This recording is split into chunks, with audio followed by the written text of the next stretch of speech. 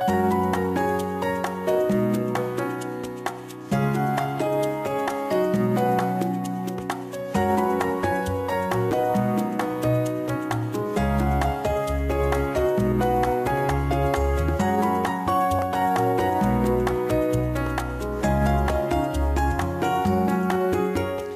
welcome to The Good Life. I'm Ken Meixel. Hi, and I'm Barbara Beck. Thank you so much for joining us today as we celebrate Christmas here at TV 45. We're going to continue some of our Christmas programs that we're going to be doing here in studio. And Barbara, again, this year we had a chance to go out to the Gaylord Palms. We did, and the Gaylord is so wonderful to us. They are just so hospitable and have such a beautiful setting for us. And we've actually run some shows that we did last year as well, Ken. And because of that, it just helps us to be able to see someone that we know and love so much. Right here in the studio with us today, we have Carolyn Pankalla, and then we ran Carolyn Pankalla last week. That's right.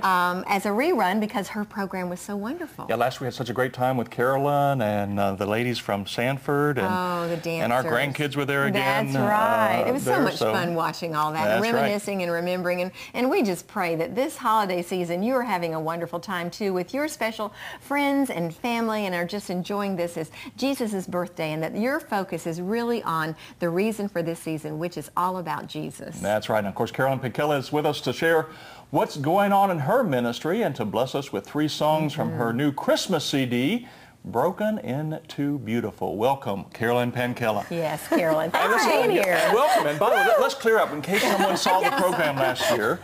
Last year, you were expecting. Yes, I was. My third child. Your third child, and she arrived beautiful as Perfect. Mama. Oh, I was just telling you, she's 9 months old now. I don't know where this year has gone. It's been so fast. She is crawling, got teeth, teething as we're speaking, so we're not sleeping. No, just kidding. But it's wonderful. Yeah. And you and Sean were planning on going to Idaho last year, but that didn't work out. So we're blessed to have you right here in Central Florida. There's a saying that says, "Blessed are the flexible, for they shall not be bent out of shape." Life is about change, and we are going with the change and just trying to enjoy the journey. Good. And we decided to stay, and we're so happy about that because we get to be with you guys more often, and it's good. It is. It is. In fact, this year you did a little demo of a Carolyn show, and we're trying to work with you on that to get that on the air in some way. We had such a great time. I told Ken I have such a new respect for everybody that runs this all the time, but we got to come in and do 3 shows, and it's just going to be called Real Conversations, and Ken's really been, him and Kathy, of just guiding me through this, and just something that's just, me, sort of real, and let's get to the point of it all and just deal with real life stuff and hopefully encourage women out there who are going through struggles. Life is tough sometimes, and sometimes you don't always know where to turn or what to do, and if you can turn on and see folks like you all, it's why it's so powerful what you're doing. Well, I tell you what's powerful is your testimony, Carolyn, because you have been through, as a child, so many things that a lot of us don't go through, and a lot of people are out there today who have had trials and tribulations and things in their lives that are really tough, and to be able to turn on a program and see you, to hear your testimony and how God has brought you out, it really increases our faith and helps us. I tell you, I have a saying, is God is real. Yes. And he loves you. My husband must have repeated that to me 3 years ago 1,000 times. Carolyn, God is real no matter what you're facing, no matter how tough, because like I say this, life does throw you some really crazy turns sometimes, and you just have to just trust God. My mom used to have a saying up that said to simply trust when the hardest thing you can do is to simply trust that God will turn something beautiful out of everything that Satan is meaning for bad. And you lost your parents at a very early age. I lost my mother when I was 6 in a car accident, and I lost my father when I was 13 in a house fire, and then lost my brother, who was my best friend, 3 years ago to pancreatic cancer.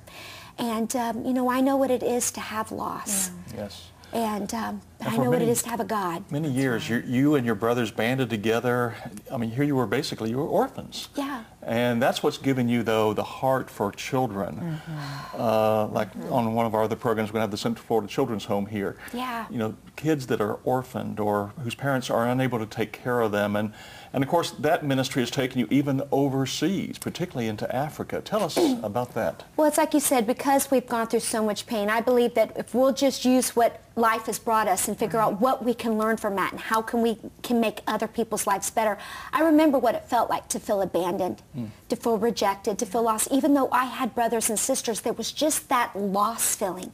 But what it did, it gave me just this, passion and compassion inside my belly to reach out and help people overseas. So we started in Lusaka, Zambia, built a home there. And then we went on and did some stuff with Danita's children over in Haiti with you all last year. And then this year, we've raised over $100,000 so far and built 7 homes that have 10 children in each one of these homes. But this is what's so beautiful about this concept. And I don't want to take too much time, but it's so powerful. What sets us apart is we're building a school and a clinic. But behind each one of these homes, we are putting a farm. And part of the kids' schooling is that we are teaching them how to work in this farm to get their own food, plus how to bandage all of it up, to buy, to package it up, to take it and sell it. We want to teach these kids, first of all, that you have in your hands, God's put everything in your hands to be a great part of society and to make a difference. And if we put it and teach them, it's the one thing, I can give you fish, or I can teach you to fish. And we believe if we start at an early age and make it part of their schooling, wow, what a difference we can make. And these are children, you've heard about the LRA movement, right, where they're going in